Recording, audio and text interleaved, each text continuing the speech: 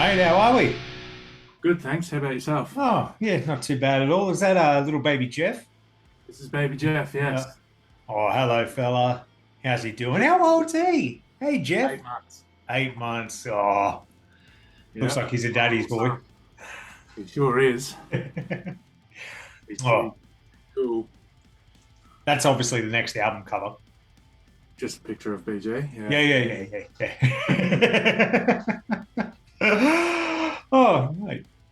Mate, well, dude, it's an absolute pleasure to have you here today. Sorry, I couldn't find my godlike shirt to put on for the interview, and I thought, what do I have that's close to godlike? And I thought, creed, faith, God. There we go. So that's how Yeah, I, just in case yeah. you're wondering, yeah, Also, the two fantastic albums. yeah. So, Well, yeah, true, true. We all shamefully grew up on that, didn't we? yep. Well, mate, thank you for joining us here tonight. The Aussie tour kicks off, the regional tour kicks off quite soon. Are you guys pumped? Are you ready for it? Are you ready to put in the hours? Are you ever ready for a regional tour? Nah, I mean, I guess we're ready, kind of. I packed up the truck about lunchtime today and sent that off to Cairns. We head up there in 48 hours. Oh, bloody So I hell. guess we're kind of ready, Yeah. and I guess I'll have a look around tomorrow and see what needs to be done and figure that out. But yeah, I guess we're ready. Like, we're pumped to do these regional tours because you play the pubs and they give you a pub meal for dinner Oh, and they give you beer on tap. yeah, you None of cheer. this, none of this rider stuff where you get bottles and cans in a tub of ice. It's like, oh, can I have a beer? They're like, yep, here you go. That's what more could you ask for? Yeah, no, it makes sense because all you Aussie boys are starting to do, make them suffer, just finish theirs up. I know Northlane's Yep. got one coming up as well. So you've all queued onto it. One of you guys must have done it and gone, mate, the food, the beer's great. And you're like, fuck yeah, let's all get on that train. Yeah, I'm gonna put my hand up and say that we like beer more than those two bands, with the exception of Jai from MTS. I love having a beer with him.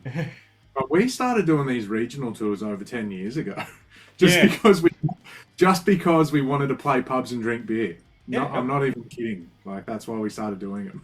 Oh, I can't blame you. I'm going to be seeing you at the Drifters Wharf show in Gosford, mate. And the beer there, that's a good pub. You definitely get a feed there when you're down. Yeah, it's got a nice view, that one. Yeah, yeah, yeah. It's Yeah, it's nice. quite nice for a metal gig. You look out over the water there. Everything. It's quite good. It's Yeah, quite good.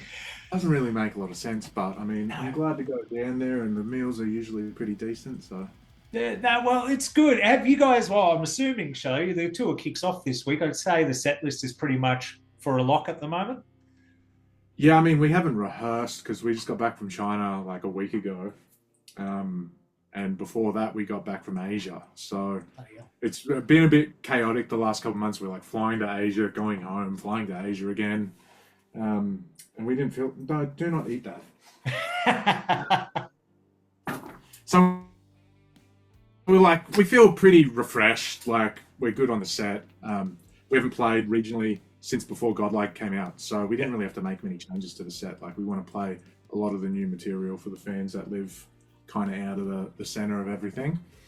And then I guess after this tour is really when we'll start kind of changing the setup a little bit. We had this discussion maybe 2 weeks ago when on tour, Yeah. like what songs everyone wants to kind of bring in over the next 2 years. Yeah, But well, for now, it's locked and loaded. yeah, it's got to be hard. You've got all these years worth of material. Does it ever get sad? New album comes out. It's exciting to play the new stuff because I'm sure you've played, Puppet Master 10 million times in your life at this point. But is there ever anything you kind of like, I kind of miss playing that one, but we can't really work it into the set anymore. No, we don't. I mean, I don't know about the rest of the guys. Pretty sure they feel similarly to me. Yeah. We don't have too many feelings about the songs. Like, we want to play songs that we like, and also, should be said, just because you like a song recorded doesn't mean you like performing it. So some songs are not necessarily very difficult, although they can be difficult. They can just be awkward to kind of nail in a live setting, or they might not have the right energy for a live setting. And so those ones, put your headphones in, turn the lights off, and lay in the dark and listen to it. But at a show, it's going to be a little bit strange. Yeah. So, but no, we don't really feel that way because every album cycle, I mean, we're playing the same damn songs 250 times. So it's not like we go, oh, let's make it 251. Yeah, yeah, that's fair enough, mate. That's fair enough as well. And you get pub. This is a good warm up because you're heading over to the States with Parkway and that to kind of kick off that big tour as well. That's got to be exciting Yeah, as well to kind of hit that mark, especially now at the level you guys have come over the years. The level Parkway has kind of come doing everything. I don't know. They're going to be the first metal band to play in yeah. space at this rate, but yeah, like, I mean, yeah, it's good to kind of like get out there and finish up the last like Thy Art tour on this album cycle mm, and go out there and finish it. Sort of, I guess. I mean, we're talking about a couple more tours next year to tie in with like when we cannot do like a new record. yeah. But is that my Wi-Fi or your Wi-Fi? No, I think it might be yours. It's back. It's back. But no, it's nice to go out there like down towards the. It's been almost by the time this tour starts, it'll be almost dead on 2 years since the record came out. So to go out there and play some crazy rooms, like some of them are 10 to 15,000 capacity, is pretty nuts. All across Europe, and with our friends in the Amity Affliction as well, so that'll be pretty nice. But yeah, it's a nice thing to look forward to, I suppose, and sort of full circle in a way, although we haven't been to the end of the circle that they're on. But like my first shows growing up in Brisbane was with Parkway and the Amity Affliction.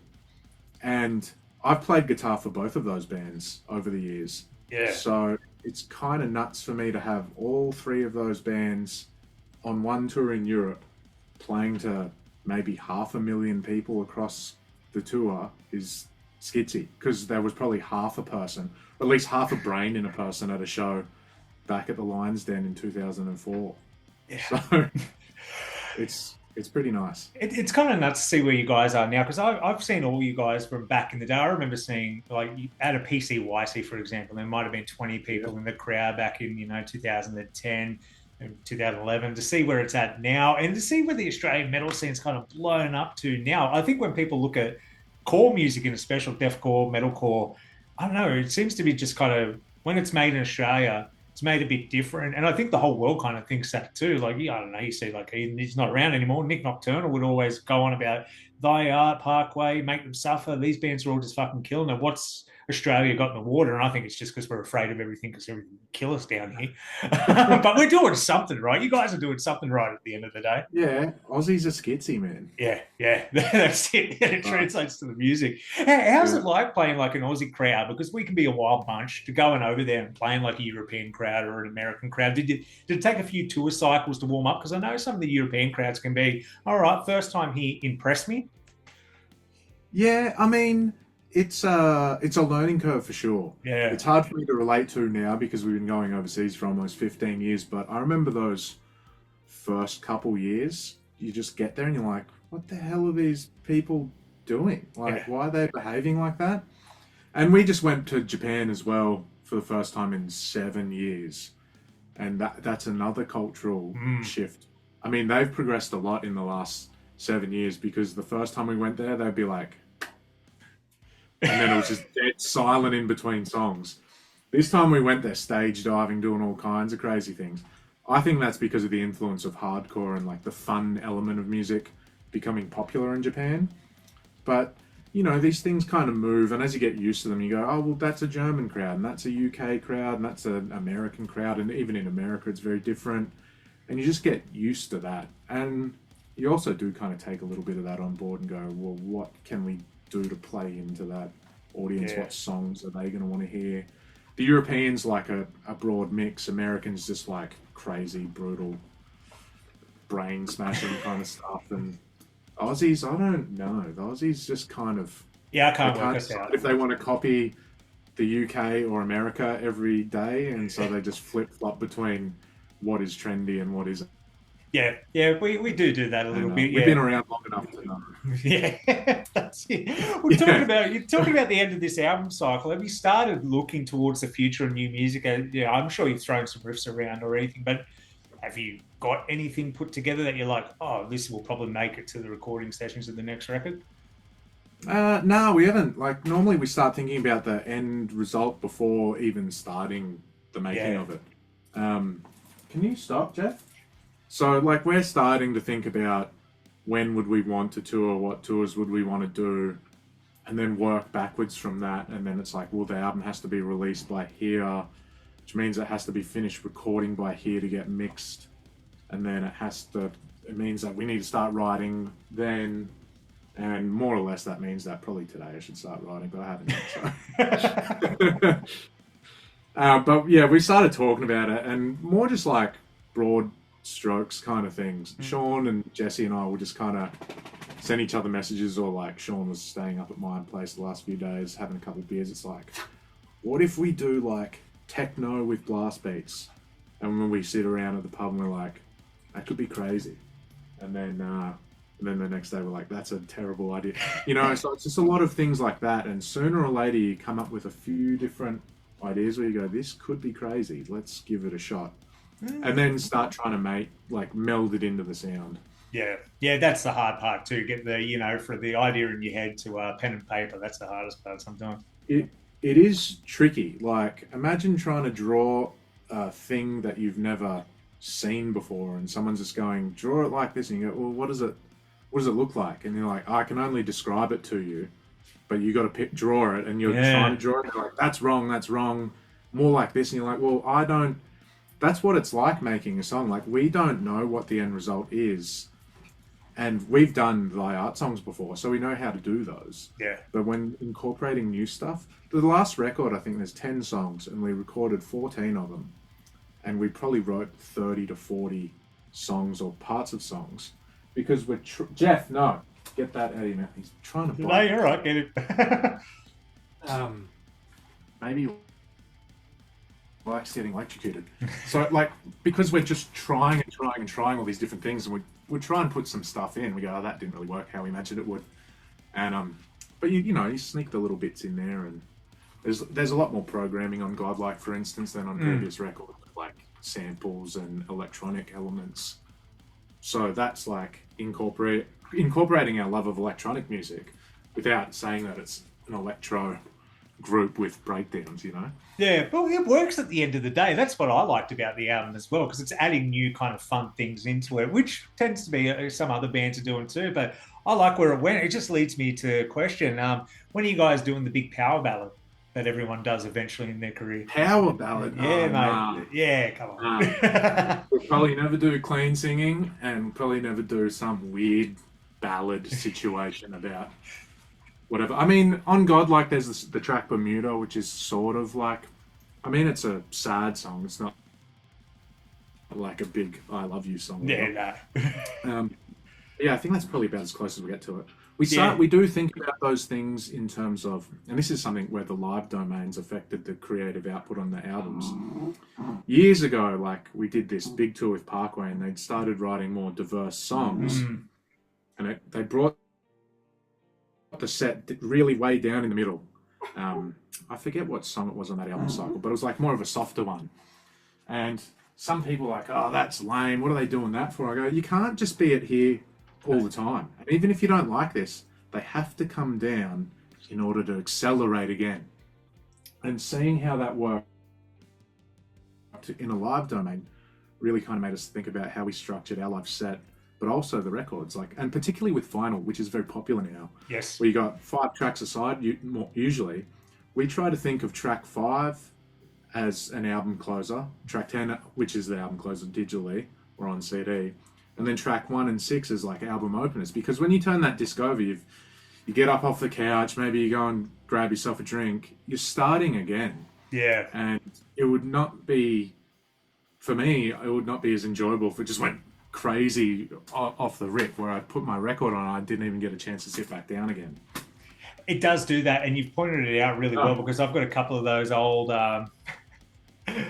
those great albums like End of Heartache, Ascendancy, all those metalcore albums I grew up with. But because it was the iTunes era, all the singles are the first 5 tracks. So when you flip it over to the other side, you're like, oh, here's the shit I never listened to. It's like, you get into it. And that was a question I was going to ask you. Is like, do you actually take that vinyl kind of listening experience on board? Because I buy vinyls. I'm guilty for it. I've got thousands of dollars worth of vinyls at this point. We haven't done it yet, but we have discussed it. So like, particularly with Spotify and Apple Music and however people enter on these like discovery modes to find your artists. Obviously, the singles, we pick them because they're likely to be the most well-received song. We just know that from experience, and obviously we have some trusted people like our producer Will Putney and our A&R guy Monty Connor, who, signed Slipknot 25 years ago. They know what's good also, and generally we come to an agreement. We go, these are the singles, and you want to stack them at the start of the record digitally, because if someone happens upon your artist page and is playing the song, you want them to hear the best ones first, the ones that have the best chance of translating. But we haven't done it yet, but I have thought maybe in the future what's best for the vinyl format, maybe switching around the sequence versus what you play on the record digitally. So if you play tracks 1 through 10 on Spotify, you get 4 singles and then 6 other songs, whereas maybe on a record we might space them out more, because the songs should flow in a particular way. Yeah. And when we're thinking about digital tracks 1 through 4, we're not thinking about flow as much as we should be. We're thinking about maximizing the impact to new listeners.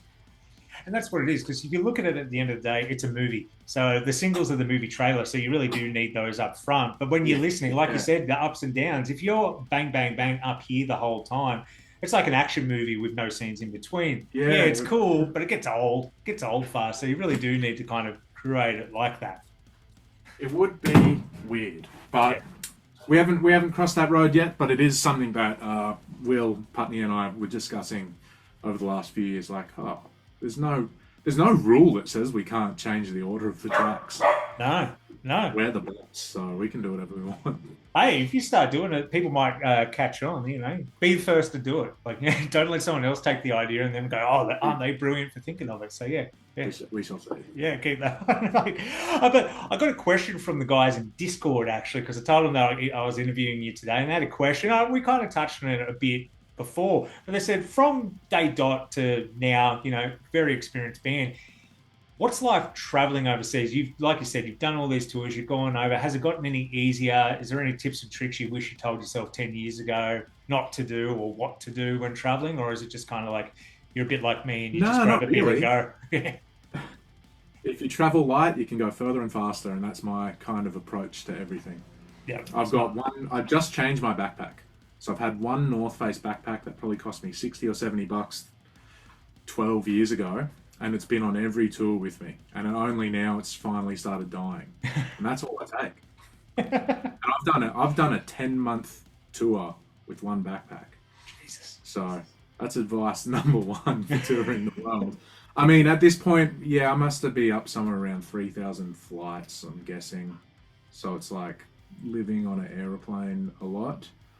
But no, I love it. It's the best job in the world. I get to see the world, meet new people, try new food, which is one of the most important things to me, and drink beer everywhere with my friends. Like, what?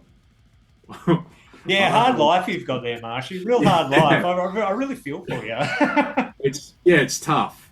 Yeah. There's those years, though, where you do go on tour for 10, 11 months and you don't see anyone. Like, with BG, oh, God. I wasn't there for the birth of my daughter. So there's a lot of sacrifices that most people couldn't even comprehend making, but for people like me that love this, it's like you just do it, and that's it. That's it. And I think you'll know if you're the kind of person that can do it or not. If you can, then it won't ever be an issue, and if you can't, you'll know right away. It's like, if you got an issue, probably stay out of this game. It's interesting that you say that, because I think it's very true. A lot of people go, "Oh, that band just blew up. Why would someone quit something that they've been working on?" It was like, you get a couple of world tours under your belt and you go, "Yeah, can't do that. Maybe I'll just move on and call it quits now." And you see it happen all the time. Oh, yeah. It definitely happens. You see it a lot with bands that haven't made their first record yet. And then they make the record, and they've spent 5 years making this record and umming and ahhing and doing it all. And I think a lot of times they're afraid to finish it because they know deep down that they don't want to do what comes after that. They're like, I won't travel all the time, or I won't do this, or I've got this other job, career option, or I want to have kids. and they make the record, and then they just break up. You see it all the time. Yeah, it's Just think crazy. about all the local bands. The EP or the album comes out, and then they're kaput. Yeah, no, it's a shame too because some of those albums are absolute bangers, but yeah, sometimes it's just not meant to be, unfortunately. Yeah, Yeah, yeah. Well, it's I've got a tricky question for you before you go. So, out of all these towns you're playing, you start this Friday, you finish up in July, late July. What do you reckon is Yep. going to be the best show? Oh, that's an interesting one. I haven't got a ticket sale update today, but I'm pretty sure Townsville, Penrith, and Gold Coast are sold out. Gold Coast is going to suck, but it's also going to be crazy. Because I filled in for Kubla Khan like a couple years ago on Oh guitar, yeah. and they had like blown up. And we played Vinny's Dive Bar on the Gold Coast, and it was sold out. And I was like, how on earth can a band play in this place? It's tiny. There was just people everywhere. And then Kubla Khan, they're my friends, Yeah. no shade. They're like a hardcore. It's a drum kit, an Yeah. amp, and a bass. But like, it's just it's chill, it's sick. And we've got like all this stuff, and like our lighting guys, like we're putting lights in. I'm like, where are they gonna go, bro? Like, there's not even room for like me and you and like a couple of people having some tea and bickies, like, let alone 300 people, all these lights. So I reckon that could be chaotic, in a great way and also in a terrible way. Best show though, I don't know. Far North Queensland usually goes pretty hard. The beer's always good, and the pub meals are also excellent. So. Yeah, you're not wrong. Crowds With are that like either. rowdy. Yeah, Far yeah. North Queenslanders are like hectic. Yeah, they bloody are. And I know Penrith's going to be hectic. As a Penrith local for the last 4 years before I've moved up to Newey, I'm going to say that Tats Hotel show is going to be a little fucking no. nuts. I reckon maybe we might have played there 15 years ago, Yeah, but it's I like think you blocked did. out of my memory. So, like, when we were putting the tour together, I was like, let's just do crazy spots. And our booking agent was like, "You want to play there? Like, you won't even. I don't even know if you can fit a drum kit in there." I'm like, "Run it up, man." I thought there must have been something to it. I was like, interesting. They didn't go with the Panthers, so there's something going on here that they want to kind of just destroy No, we the played local Panthers pub. one time and it was horrible. Yeah, It was like real weird. There was like lots of fights. The venue wasn't like super friendly to us, so I was like, nah.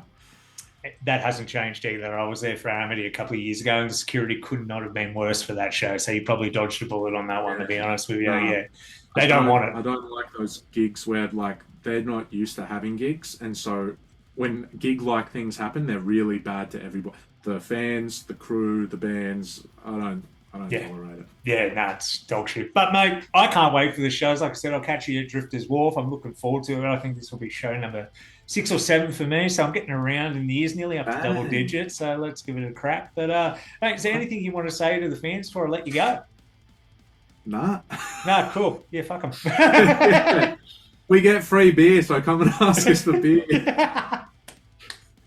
I'm going to cut that part out, and I'm just going to come ask you for the free beer, so no one else hogs it. But No one else gets them. yeah, exactly. Nah, beautiful. Well, thank you for taking out time today. Hope the papa hasn't chewed up everything in the house, but we'll see you on the road soon. All right, thanks, man. Beautiful, brother. Cheers.